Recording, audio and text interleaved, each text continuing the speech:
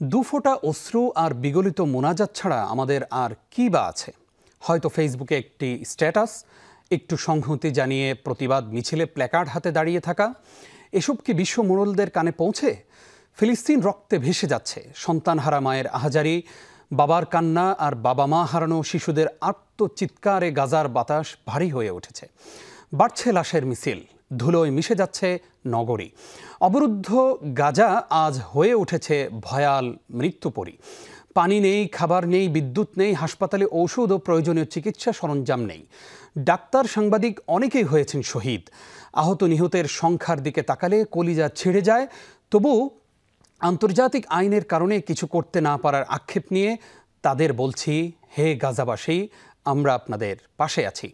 আপনাদের জন্যই আজ বাংলাদেশে প্যালেস্টাইন সলিডারিটি মুভমেন্ট বাংলাদেশ আয়োজন করেছে মার্চ ফর গাজা কর্মসূচি, যেখানে নেমে এসেছে সকল শ্রেণী পেশার মানুষ। আমাদের সবার দাবি একটাই, free Palestine and stop genocide in Gaza. Allah রাব্বুল আলামিন আমাদের এই আয়োজন কবুল করুন।